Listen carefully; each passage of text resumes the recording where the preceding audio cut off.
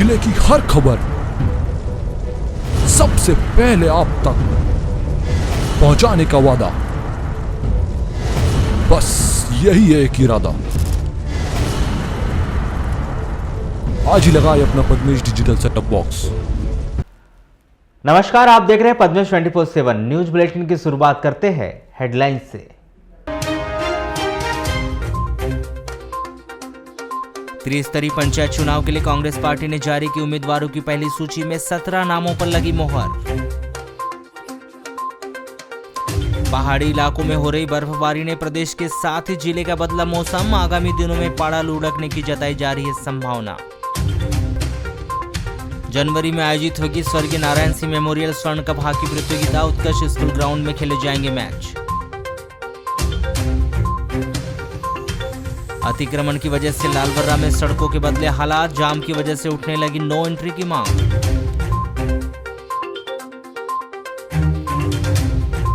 जटा संगत त्रिवेदी महाविद्यालय में अमानत में खयानत मामले की जांच पर उठ रहे सवाल, प्रिंसिपल बोले नो कमेंट।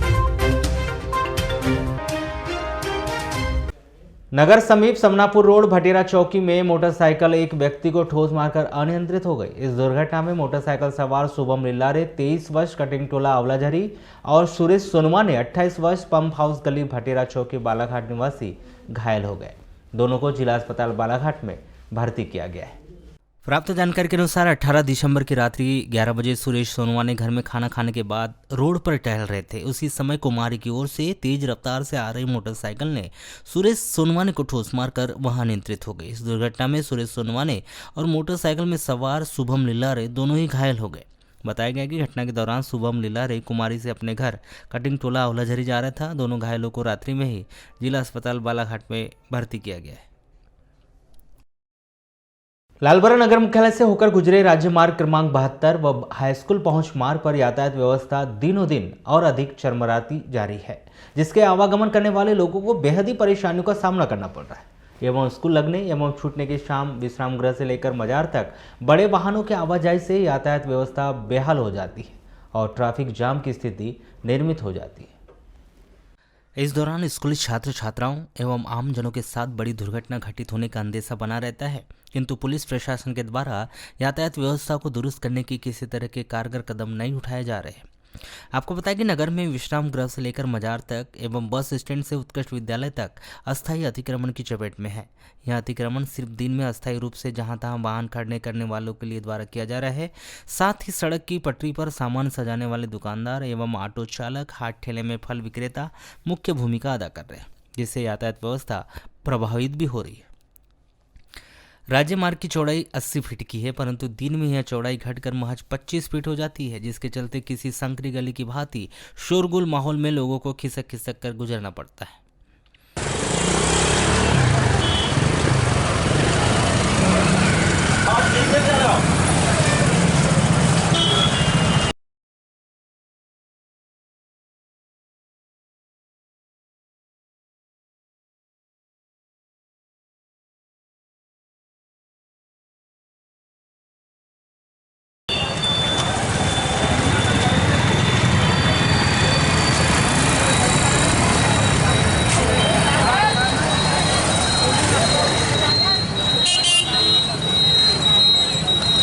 परेशानी हमारे लालबर्रा के अंदर में ये स्टेट हाईवे 72 से गुजरा है यहाँ से, जिसका क्रमांक 72 है। लेकिन लालबर्रा का दुर्भाग्य है कि मजार से लेकर रेस्ट हाउस तक ये एक पंचायत की सड़क रह गई। जो वार्डों में सड़क होती है ना, उतनी सड़क रह गई। ना यहाँ किसी जनप्रतिनिधि को ख्याल है, ना किसी को ख्याल है। बच्चों का जब स्कूल छूटता है और जब लगता है, सबसे ज़्यादा परेशानी उन बच्चों को आने जाने में होती है और दुर्घटना का शिकार भी होती है। क्योंकि पुलिस केस इसलिए नहीं बनता, भाई आपसी रजामंदी में सब अपना अपना निपटा लेते हैं। दुकानदार ने इतना अतिक्रमण सामने बढ़ा दिया है, दुकानदार का अतिक्रमण, उसके बाद उसकी मोटरसाइकिल आके रोड ख़त्म। एक ट्रक अगर आया और जाम में फंसा, बस बाहर से निकली जाम में फंसी, तो हो गया फिर लंबा जाम लग गया। यह हालत लालबर्रे की है, ना सुधरने वाला है। पिछले 15-20 साल से यही कंडीशन है। सुधर क्या मालूम क्यों सुधर ही नहीं रहा। हमने सड़क सुरक्षा की बैठक में भी इस मामले को लेकर के हर बार जब सड़क सुरक्षा की बैठक माननीय सांसद महोदय लेते हैं, तब इस समस्या को उठाया जाता है, लेकिन कुछ नहीं है, कुछ भी नहीं है, कुछ भी नहीं है। मेरा तो बहुत स्पष्ट कहना है, आज मेरी नातन स्कूल से आई थी, मोटर में पढ़ती है। सहयोग था कि मैं घर पे था। उसने यह बताई कि ये जो शास्त्री मेडिकल के सामने हमारी बस करीब 13 से 14 मिनट रुकी रही। मेरा पुलिस प्रशासन से कहना यह है कि यातायात जो रुकता है वो लेके मानपुर बैरियर से लेके मजार के आगे तक ज़्यादा यातायात रुकता है। इसकी जो व्यवस्था है, स्टॉपर लगाना, लोगों को सहयोग करना। नंबर 2, समनापुर से जो डंपर आते हैं वो जब बीच रोड पे आते हैं तो वो जाम कर देते हैं ट्रैफिक को। परेशानी तो है, समस्या भी बहुत बड़ी है और चूँकि इस मामले में प्रशासन को, ख़ास तौर से पुलिस प्रशासन को, मेरा मानना है कि इस पे तुरंत एक्शन लेते हुए एक आरक्षक या 2 आरक्षक की ड्यूटी खास तौर से स्कूल लगते समय और स्कूल छूटते समय लगाना चाहिए। या बड़े वाहनों को प्रतिबंध नहीं लगा सकते इसमें? बड़े वाहन का ये प्रशासन के ऊपर है। प्रशासन अब इस मामले में किस स्तर तक, हमारे विद्यार्थियों को लगभग 2000 या 3000 से भी अधिक विद्यार्थी हैं, तो उनकी एक बड़ी संख्या में जब वो निकलते हैं तो एक साथ जाम लगता है। तो ये बड़ी समस्या है। इस पे प्रशासन को निश्चित तौर पे तहसीलदार महोदय और थाना प्रभारी को बैठकर इस पे कोई हल निकालना चाहिए। ये ट्रैफिक की जो समस्या है ये अभी नोटिस में आया है स्कूल की टाइमिंग के समय। इसमें टाइमिंग मैच करके ट्रैफिक की व्यवस्था, ड्यूटी लगाई जाएगी। बड़े वाहनों को इसमें देखा जाएगा, कर रहे हैं इसके लिए। सर इसमें ये नहीं हो सकता सर कि जब जिस समय छुट्टी होती है 4 या 5 बजे सुबह के समय, तो बड़े वाहनों पे प्रतिबंध लगा दिया जाए? हाँ, वही उसी की हम लोग प्लान कर रहे हैं। जो भी स्कूल की टाइमिंग रहेगी उस टाइमिंग के समय हम ड्यूटी लगा के ट्रैफिक को नियंत्रण करेंगे। ईसाई धर्मावलंबियों का सबसे प्रमुख त्यौहार क्रिसमस पर्व 25 दिसंबर को मनाया जाएगा। इस पर्व को ईसाई समाज के द्वारा बहुत ही धूमधाम के साथ मनाया जाता है। क्रिसमस को बड़ा दिन भी कहा जाता है। इस दिन प्रभु यीशु का जन्म हुआ था, जिन्होंने पूरी दुनिया को प्रेम और दया का संदेश दिया था। आपको बता दें कि यहाँ पर 15 दिन पूर्व से प्रारंभ हो जाता है। मसीह समाज के लोग एक दूसरे के घरों में जाते हैं, जहाँ कैरोल सिंगिंग का आयोजन होता है। यहाँ भी बताया कि कोरोना संक्रमण का दौर होने के कारण पिछले 2 वर्षों से इस पर्व को उतने अच्छे से नहीं मनाया गया, लेकिन अभी स्थिति सामान्य होने के कारण इस वर्ष क्रिसमस पर्व सार्वजनिक रूप से मनाया जाएगा। कैरोल सिंगिंग सहित सांस्कृतिक कार्यक्रम हो रहे हैं। वहीं क्रिसमस डे के दिन सामूहिक रूप से आराधना भी की जाएगी। हालांकि यह भी बात कही जा रही है कि कोविड-19 के नियमों का पालन करते हुए यह पर्व मनाया जाएगा। क्रिसमस पर्व के आयोजन के संबंध में जानकारी देते हुए मेथोडिस्ट चर्च बालाघाट के पास्टर इंचार्ज रेवरेंड डी अपनाथ ने बताया कि इस वर्ष क्रिसमस पर्व पर पूरे कार्यक्रम आयोजित किए जा रहे हैं, जो कोविड-19 के गाइडलाइन का पालन करते हुए कर रहे हैं। क्रिसमस ड्रामा, नृत्य, सांस्कृतिक कार्यक्रम किए जाएंगे। 24 दिसंबर की रात्रि में क्रिसमस ट्री, क्रिसमस ज्योति की आराधना की जाएगी। वहीं 25 दिसंबर को क्रिसमस पर होने वाली विशेष आराधना सुबह 9:30 बजे से मेथोडिस्ट चर्च में होगी। इस वर्ष का क्रिसमस पर्व जो है, पूरे कार्यक्रम हमने जो है उनका हम पालन कर रहे हैं, लेकिन जो कोविड-19 है उसके गाइडलाइन के अनुसार और पूरा सतर्क रहते हुए, सावधानी बरतते हुए हम तमाम कार्यक्रम करने जा रहे हैं। और वैक्सीनेशन कराना ज़रूरी है, आपका मास्क पहनना ज़रूरी है और दूर बैठना बहुत ज़रूरी है। तो ये तमाम जो गाइडलाइन है उसका हम पालन करते हुए अपने कार्यक्रमों को हम अपने मेथोडिस्ट चर्च में कर रहे हैं। क्या कार्यक्रम होते हैं इसमें? यहाँ पर हम लोग कैरल सिंगिंग होता है, जो प्रत्येक घरों में हम जाते हैं और हमारे यहाँ जुल्ड होता है छोटा, वो कैरल सिंगिंग गीतों को लेकर अपने अपने लोगों के घर जाते हैं। साथ में उसके बाद क्रिसमस ड्रामा है और नृत्य है, अन्य ऐसे सांस्कृतिक कार्यक्रम जो है वो किए जाएंगे।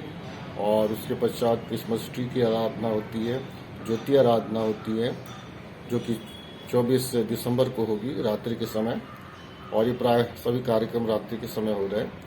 और 25 दिसंबर का जो पर्व है वो 9:30 बजे से होती है। हम लोग आराधना करते हैं और फिर उसके बाद एक दूसरे से हम मिलते हुए फिर अपने अपने घरों को जाते हैं।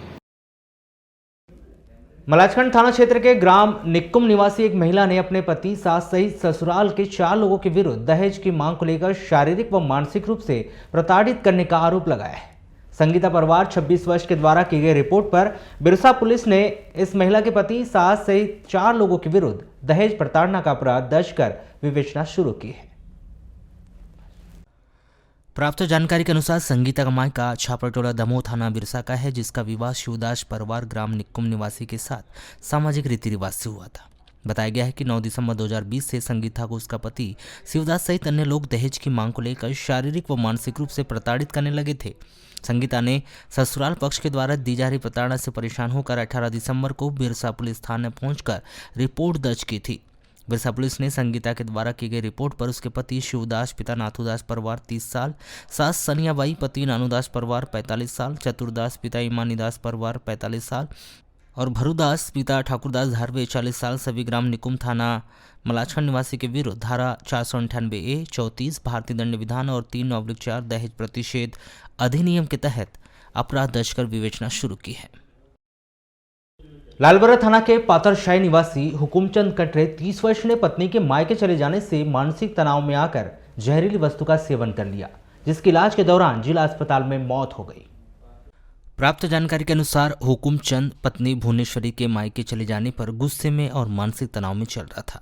18 दिसंबर को 4 बजे करीब हुकुमचंद ने पत्नी के मायके चले जाने से मानसिक तनाव में शराब के नशे में कीटनाशक दवाई का सेवन कर लिया, जिसे उसके परिजनों ने घर में उल्टी करते हुए देखा और उसे लालबर्रा के अस्पताल लाकर भर्ती किया था, जहां से उसे जिला अस्पताल बालाघाट रेफर किया गया था। जिला अस्पताल में उपचार के दौरान 19 दिसंबर को सुबह 5:30 बजे हुकुमचंद की मौत हो गई। जिला अस्पताल पुलिस ने मृतक हुकुमचंद की लाश पोस्टमार्टम करवाकर शव उनके परिजनों को सौंप दिया है। पीजी कॉलेज में उपजा विवाद सुलझता नजर नहीं आ रहा है। वहीं कॉलेज प्रबंधन इस मामले को मैनेज करने के लिए तरह तरह के हथकंडे अपना रहा है। सूत्रों से मिल रही जानकारी के अनुसार 4,31,862 रुपए की खेल सामग्री मिसिंग वाले मामले में कॉलेज प्रबंधन ने मामले को मैनेज करने के लिए प्रोफेसर अरविंद तिवारी के विरुद्ध महज 10,368 रुपए की रिकवरी निकाली है। वहीं सूत्र यह भी बताते हैं कि 2 विभागों ने अब तक प्रोफेसर अरविंद चंद तिवारी को एनओसी जारी नहीं की है। इसके बावजूद भी कॉलेज प्रबंधन ने प्रोफेसर अरविंद चंद तिवारी की रुकी हुई पेमेंट को निकालने के लिए एलपीसी जारी कर दी है। मतलब साफ है कि 4,31,862 रुपए की मिसिंग खेल सामग्री वाले मामले में प्रोफेसर अरविंद चंद तिवारी से रिकवरी के लिए बगैर ही मामले को मैनेज कर एलपीसी जारी कर दी गई है। वहीं गुम हुई खेल सामग्री का हिसाब क्रीड़ा विभाग को दिए बगैर ही अमानत में खयानत वाले इस मामले को ठंडे बस्ते में डाल दिया गया है। जब सैयां हो थानेदार तो फिर डर काहे का, वर्षों पुरानी यह कहावत पीजी कॉलेज में चरितार्थ होते नजर आ रही है, जहां एन केन प्रकार से 4 लाख से अधिक रुपए की खेल सामग्री मिसिंग वाले मामले को मैनेज करने का खेल खेला जा रहा है। सूत्र बताते हैं कि इस मामले को मैनेज करने के लिए सुनियोजित तरीके से ऐसी चाल चली गई है कि प्रोफेसर अरविंद चंद तिवारी पर किसी भी प्रकार की आंच न आ सके। सूत्रों से मिल रही जानकारी के अनुसार पहले साक्ष्य छुपाने के लिए 26 नवंबर को कुछ एक खराब खेल सामग्रियों की रातों रात होली जला दी गई, जिसकी कीमत 80,391 रुपये बताई गई। वहीं भंडारण में रखी उपयोगी सामग्री की कीमत 3,593 रुपये, तो अनुपयोगी खेल सामग्री की कीमत 350 रुपये आकी गई। इसके अलावा 3,33,160 रुपये की खेल सामग्री अब भी प्रोफेसर अरविंद चंद तिवारी के पास होने की जानकारी दी गई है, जहां प्रोफेसर अरविंद चंद तिवारी को उनके पास रखी खेल सामग्री को बाद में भंडारण में जमा करने के लिए कहा गया है। सूत्रों से मिल रही जानकारी और इस पूरे मामले को लेकर जब हमने पीजी कॉलेज के प्राचार्य डॉक्टर गोविंद सिरसाटे से चर्चा करनी चाहिए, तो उन्होंने सवाल सुनते ही नो कमेंट्स कहकर इस पूरे मामले से वे बचते नजर आए। जारी कर दी गई है, क्या कहेंगे आप इस बारे में? नहीं, इसके बारे में मुझे कुछ नहीं कहना पड़ता। जारी कर दी गई है, क्या कहेंगे आप इस बारे में? नहीं, इसके बारे में मुझे कुछ नहीं कहना पड़ता। लेकिन प्राचार्य शायद यह नहीं जानते कि नो कमेंट्स कहना भी अपने आप में एक बहुत ही बड़ा कमेंट्स होता है।